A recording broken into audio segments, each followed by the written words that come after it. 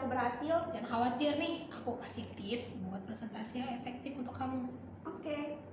Oke, standby, kamera ready, sound ready, 3, 2, 1, action. Halo semuanya. Selamat datang di video presentasi tentang presentasi yang efektif. Materi ini akan bersumber dari buku Effective Presentation karya Dennis Pett dan Rudy Wilson.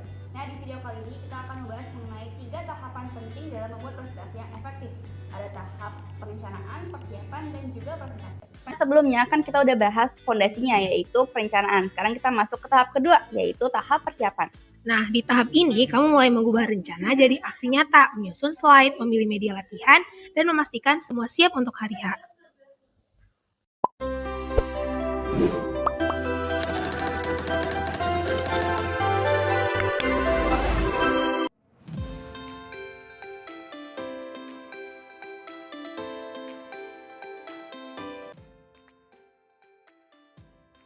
Di tahap presentasi ini ada 3 poin: desain, ada produksi, dan ada latihan.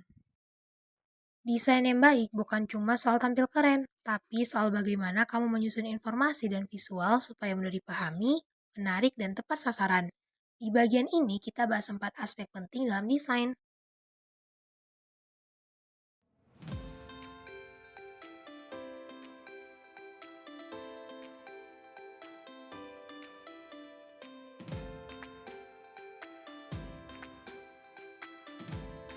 Yang pertama ada desain umum. Desain umum terbagi menjadi 2, ada daya tarik struktural dan daya tarik pribadi. Daya tarik struktural yang pertama ada mulailah dari umum, lalu mengerucut ke hal yang lebih spesifik. Yang kedua ada pecah informasi kompleks, jadi langkah-langkah kecil, jangan bikin pusing. Lalu letakkan poin penting di awal dan di akhir, karena bagian itu yang paling diingat oleh audiens. Berikut adalah contohnya. Lalu selanjutnya, ada gunakan pembukaan yang jelas dan penutup berupa rangkuman. Berikut adalah contohnya. Tambahkan isyarat baik secara verbal maupun visual, misalnya beri warna cerah untuk poin penting. Lalu yang terakhir ada kecepatan dan cara kamu menyampaikan materi harus disesuaikan. Kalau audiensnya adalah lansia, bicara pelan dan jelas. Kalau topiknya sulit, beri jeda agar mereka bisa berpikir sejenak. Lanjut ke daya tarik pribadi. Yang pertama, sebutkan tujuan di awal. Setelah presentasi ini, saya harap kalian bisa mempersiapkan presentasi dengan baik. Selanjutnya, gunakan contoh yang akrab bagi mereka. Siapa yang suka deg-degan duluan? Tiap nama kita makin dekat dipanggil buat presentasi. Lalu, bicara dari sudut pandang audiens. Ini adalah contoh yang salah. Nah, yang benarnya ini. Selanjutnya, jangan pakai istilah yang sulit. Cukup gunakan bahasa sehari-hari. Lalu, libatkan audiens dengan pertanyaan dan diskusi ringan. Ada yang mau cerita pengalaman waktu pertama kali presentasi di depan kelas? Deg-degan gak? Lalu, ulangi pertanyaan atau klarifikasi jika ada yang bingung. Oh, tadi kamu nanya cara ngurangin grogi. Maksudnya grogi pas awal presentasi atau pas lihat audiens diam semua? Selanjutnya ada desain instruksional. Ada 4 poin penting: perhatian, persepsi, memori, dan konsep belajar. Yang pertama ada perhatian. Ubah suara bicaramu. Kadang bicara pelan, kadang tegas dan keras saat ingin mendengarkan poin penting. Gunakan visual yang menarik. Lalu pastikan kontennya relevan. Dan jangan lupa tingkat kesulitan harus pas. Jangan terlalu gampang, tapi juga jangan terlalu rumit. Yang kedua ada persepsi. Susun materi dengan urutan yang jelas. Misalnya struktur langkah 1, langkah 2, lalu tambahkan sinyal visual atau verbal seperti panah, angka, atau kalimat. Berikut adalah contoh-contohnya. Selanjutnya, batasi jumlah informasi per slide, maksimal 3 poin utama. Lalu, gunakan format dan isyarat yang sesuai seperti judul, subjudul, dan tampilan slide yang rapi membantu audiens tahu apa yang akan dibahas. Yang ketiga, memori. Hubungkan materi baru dengan hal yang sudah mereka tahu. Lalu ulangi poin penting di akhir atau di tengah sesi. Gunakan pertanyaan untuk mengaktifkan ingatan. Dan gunakan struktur seperti mind map atau daftar poin untuk bantu daya ingat. Yang keempat ada konsep belajar. Gunakan contoh dan non-contoh agar lebih jelas. Lalu gabungkan penjelasan verbal dengan visual. Misalnya pakai gambar sambil kamu jelaskan dengan suara. Sajikan informasi dalam bentuk daftar, bukan paragraf panjang. Lalu yang ketiga ada desain verbal atau visual. Ada verbal dan ada juga visual.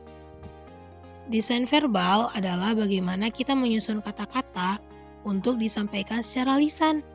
Ini beda banget dengan nulis artikel atau selebaran. Lalu bagaimana sih membuat pesan verbal yang berkomunikasi dengan baik? Gunakan kata-kata sederhana dan frasa pendek yang mudah diikuti. Klarifikasi kata yang bisa punya arti berbeda bagi tiap orang. Hindari kata-kata yang sulit diucapkan atau terlalu formal. Lalu gunakan gaya percakapan. Buat gambar kata menggunakan contoh dan analogi menarik yang akrab bagi audiens. Gunakan humor dengan hati-hati. Jangan pakai candaan yang bisa terasa personal atau mengintimidasi audiens.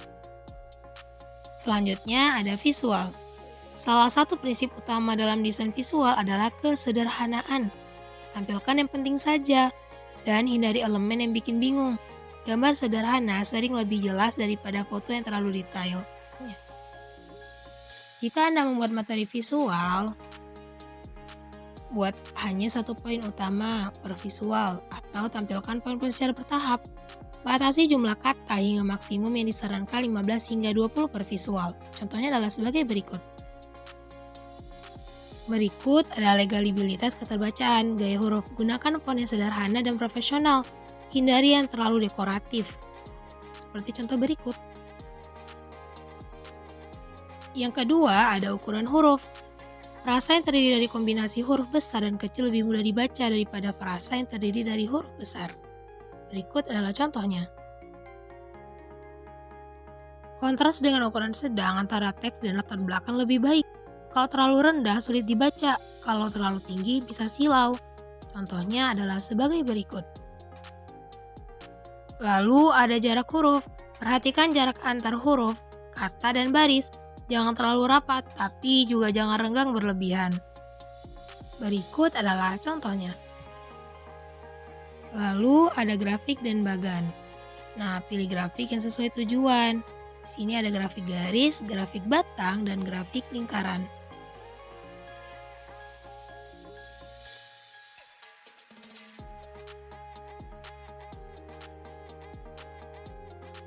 Grafik seperti ini bisa membantu audiens memahami data dengan lebih cepat. Selanjutnya ada desain media khusus. Desain media khusus terdiri dari flip chart, ada transparansi slide atau overhead, video, media berbasis komputer, dan handout. Yang pertama ada flip chart.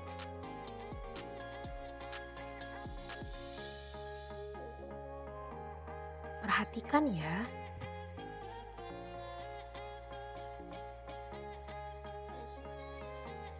Yang kedua ada transparansi slide atau overhead. Yang ketiga ada video.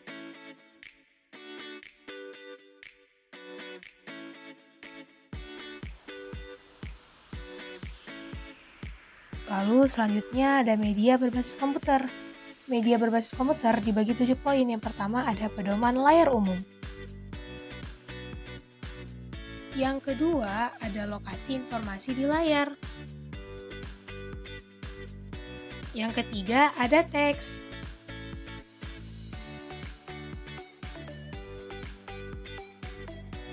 Lalu yang keempat ada grafik. Yang kelima ada skema warna. Yang keenam ada menu. Lalu yang terakhir yang ketujuh ada jendela. Lalu desain khusus terakhir ada handout.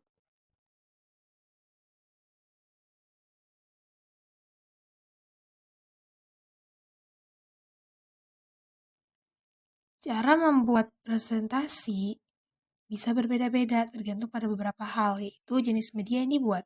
Ada slide, audio, gambar, dan video. Lalu ada alat dan software yang tersedia, seperti HP atau kamera profesional. Ngedit juga bisa pakai Canva atau Adobe Premiere. Lalu, budget atau anggaran, apakah punya dana lebih atau harus pakai alat yang seadanya? Kakak kesini. Produksi media bukan hanya mengenai tampil keren, tapi mengenai bagaimana pesanmu tersampaikan, jadi pilih yang tepat. Tips latihan sebelum presentasi. Yang pertama, biar makin siap, coba semua media yang akan digunakan, kayak video, slide, atau alat bantu lainnya. Yang kedua, biar makin mantap, ajak teman nonton, minta dia kasih masukan, atau rekam aja latihannya, terus tonton sendiri. Lumayan buat evaluasi diri. Terus yang ketiga ada latihan. Latihan bikin percaya dirinya naik dan gugupnya turun. Semakin sering latihan, makin tenang pas tampil beneran. Yang keempat, kalau bisa, coba latihan di tempat asli. Buat adaptasi sama suasana. Yang kelima, kamu akan pakai multimedia. Latihan sambil mengatur semuanya. Yang terakhir, siapkan plan B. Takut ada masalah teknis, bawa aja printout poin penting sebagai cadangan. Ingat ya, presentasi yang mengesankan itu bukan tentang seberapa canggih medianya, tapi tentang seberapa kuat pesan yang kamu sampaikan. Nah, itu semua dimulai dari persiapan yang matang. Jangan pernah anggap pelatihan itu sepele, karena justru disitulah kamu bisa mengenali kelebihan dan mengatasi kekurangan. Terima kasih telah menonton. Sampai jumpa di video berikutnya. Dah. You make me laugh, you make me feel complete. I never thought that love could be so real. But with you by my side, I know it's true.